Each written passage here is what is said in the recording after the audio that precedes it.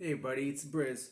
I'm here to talk about a video game again, and this time I'm going to talk about Xenoblade Chronicles Definitive Edition for the Nintendo Switch. Xenoblade was a series of video games that started in 2010 on the Nintendo Wii. There was a campaign of sorts by fans over here to bring over three Japanese role-playing games that were not slated to be released in North America. And those were Pandora's Tower, Last Story, and this, Xenoblade Chronicles. And the fans were successful in getting all three to come over.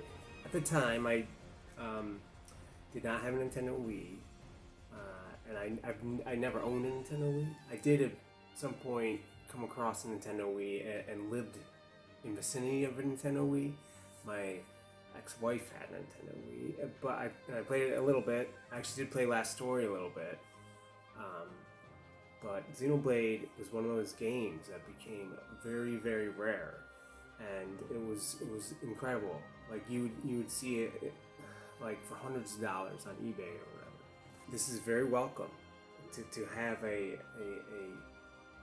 very affordable way to play it.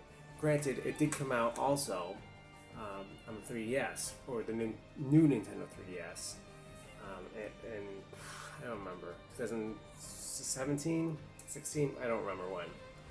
Could have been 15, who knows. That version had a little bit of downloaded visuals and all that, but it was the game, right? And this is not only on the Nintendo Switch, means it's portable, which is beautiful. I have a Nintendo Switch Lite, so all I do is play it. So that's great. And on top of that, it's the Definitive Edition, which means it's definitive, and it's an edition. What that means is there's new stuff, right? And it looks really good. They improved the graphics. I think it's all new character models. It's gotta be, right? It's not the Wii graphics, just upscaled. Like they did some work on this. It looks great. Like, I mean, like some of the landscapes and just you're running along, and it's sort of like an open world with zones. The zones are big, right? They're very big, and it's just the sense of scale and the sense of like, whoa, you know, it looks amazing. There's some beautiful graphics in this game. So let me get to the sort of background of what the game is about. It comes from the same guy, I think his name is Takahashi or something, who did Xenogears and Xenosaga.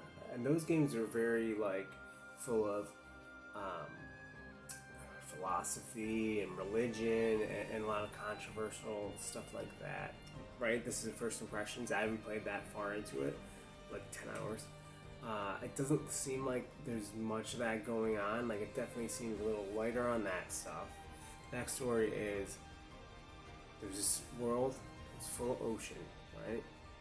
And then one day, two big titans that look like mechs came into life and started fighting, like two big megazords, right? Because the Japanese love stuff like that. And they just fought, and then eventually they stopped fighting.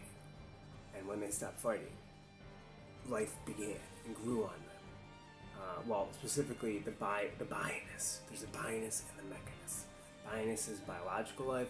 Mechaness is probably like robots, because that's what it seems like. A lot of like bad robots come over from the mechaness and attack people on the bi-ness all the time. So the whole world takes place on the back of this big titan.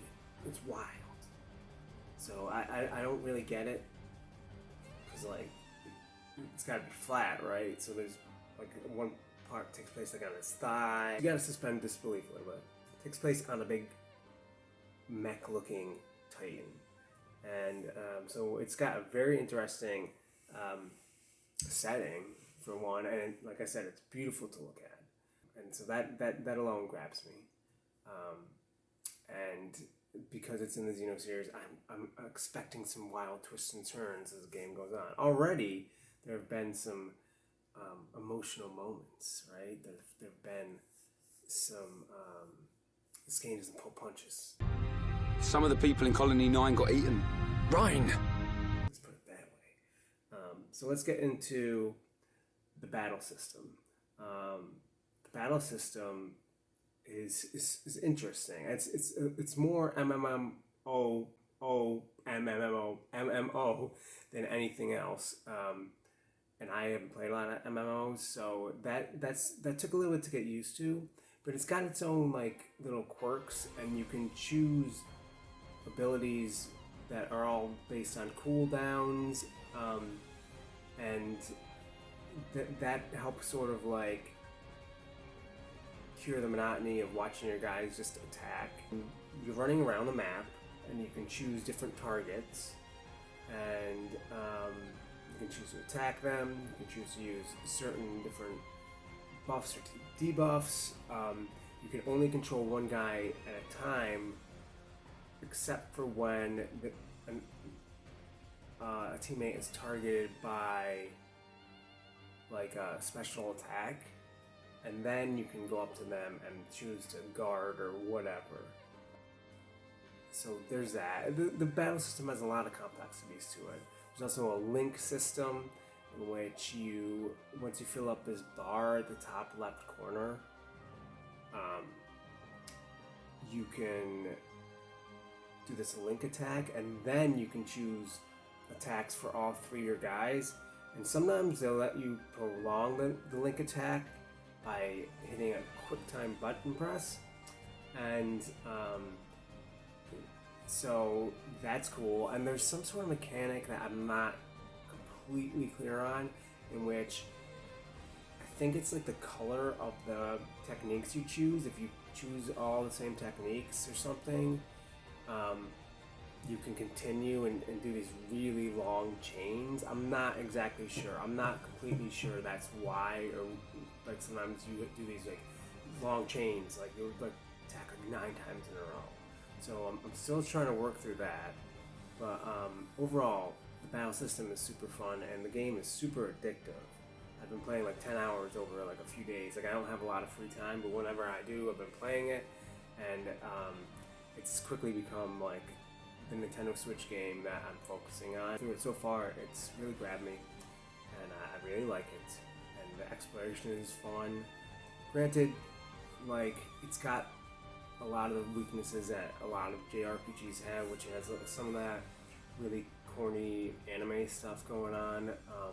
But that's sort of offset by the fact that all the voice acting is with English and other British actors and actresses, so that gives it a little more, I don't know, gravitas or something.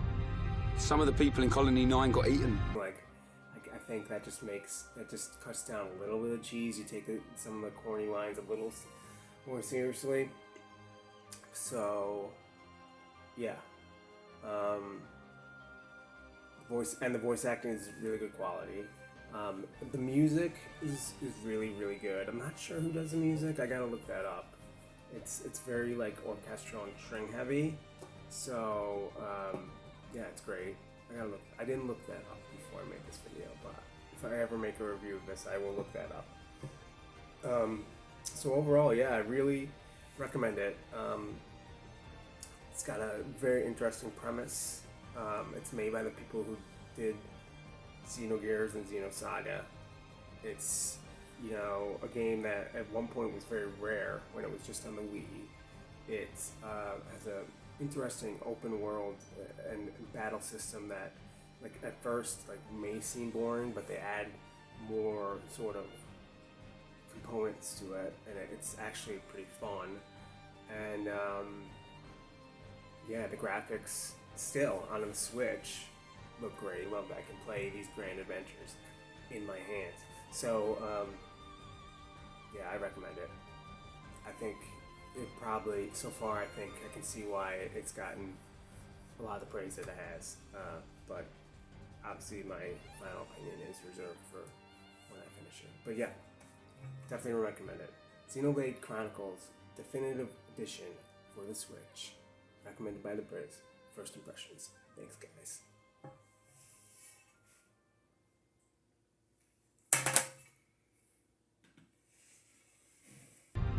Some of the people in Colony 9 got eaten.